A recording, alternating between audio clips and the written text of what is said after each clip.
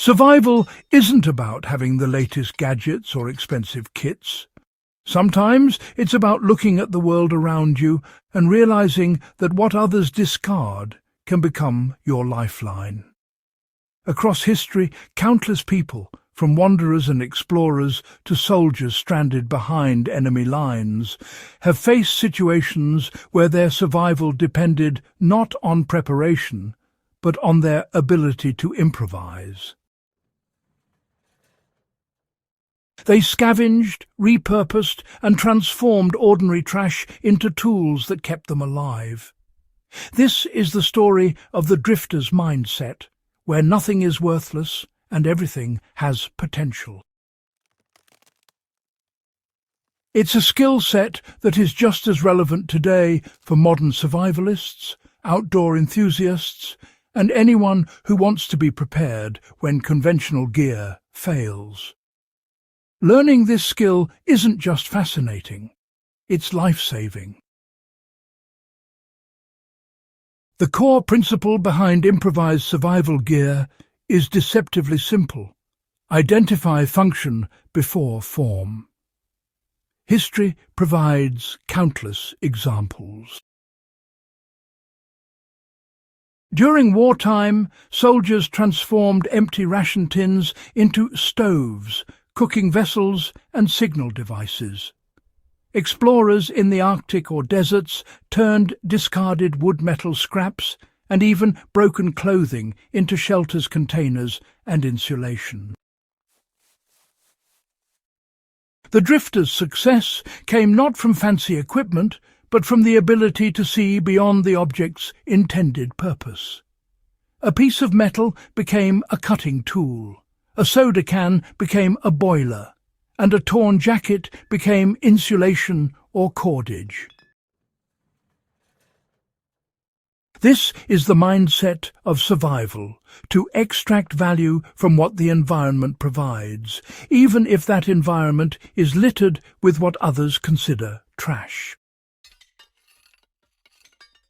Improvised gear works because it adapts to the needs of the moment.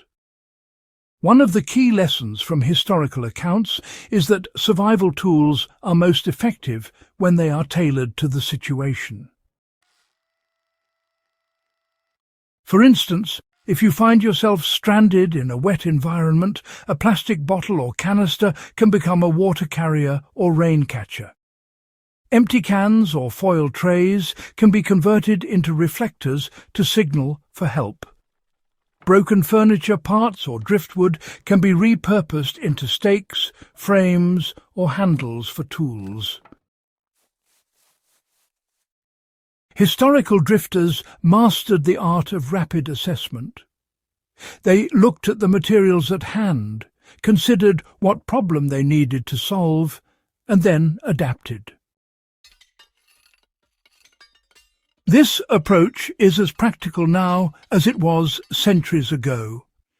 You see, knowing how to identify potential uses for everyday debris can mean the difference between staying safe or succumbing to exposure, hunger, or dehydration.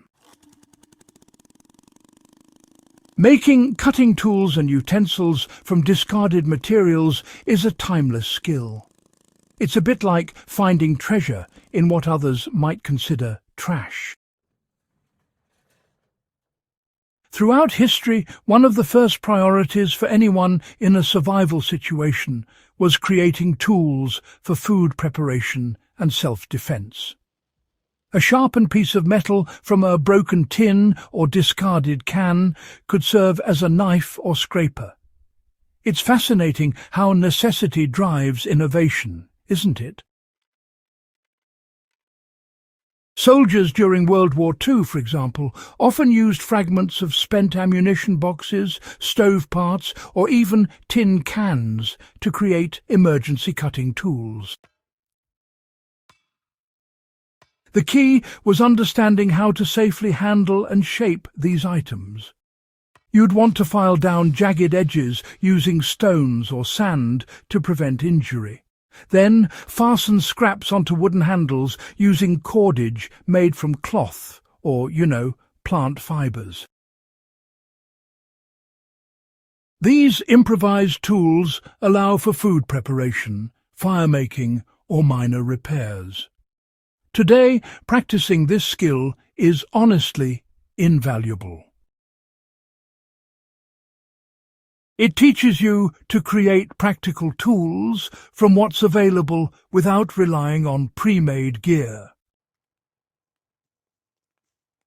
Another crucial aspect of survival is protection from the elements. History is filled with examples of drifters who turned trash into shelters that were warm, durable and functional. Cardboard, plastic sheeting, old tarps and discarded clothing can be layered to create windbreaks or insulated bedding.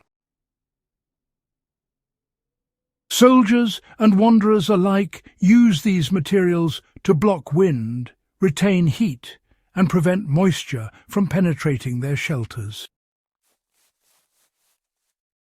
The lesson here is simple. Even the most fragile or seemingly worthless material can provide thermal protection when arranged strategically. For example, stuffing torn fabric into gaps in a makeshift shelter can prevent drafts and keep body heat inside. Using reflective surfaces such as tin foil or shiny metal can also enhance heat retention. Creating tools for water and fire demonstrates the versatility of scavenged materials. Water collection and fire-making are among the most critical survival needs. Drifters learn to use discarded materials to secure these essentials. Soda cans, plastic bottles, or metal scraps can be transformed into solar stills, funnels, or water catchment devices. Broken glass or metal can serve as fire starters when paired with steel or flint. Soldiers and explorers repeatedly used these principles to ensure they could cook food, boil water, or maintain warmth even in harsh conditions. By learning to improvise, you create a self-sustaining toolkit that requires no specialized gear, relying solely on observation, ingenuity, and the ability to repurpose materials. Mastering the drifter's mindset ensures resilience in any environment. You know, the true power of improvised survival gear isn't just in the objects themselves. It's really in the mindset they represent. Historical drifters and survivalists succeeded because they could look at the discarded, the broken, or the overlooked and, well, envision function. They were adaptive, patient, and willing to experiment until a solution worked. For modern enthusiasts, this mindset is honestly invaluable. Whether you're exploring backcountry terrain, prepping for emergencies, or just testing your skills in a controlled environment, practicing improvisation builds confidence, teaches resourcefulness, and ensures that you're never entirely dependent on pre-made tools. Trash has always had potential. By studying historical examples and applying the principles of observation, adaptation and creativity, you can turn discarded materials into life-saving equipment. This is, at its core, the essence of drifter survival, using what's at hand, no matter how ordinary, to meet extraordinary needs. If you found this guide valuable and want more practical lessons in survival skills rooted in history, make sure to subscribe to Backyard Wisdom and share this video with fellow enthusiasts who value resourcefulness, preparation and, well, the ingenuity of those who survived against all odds.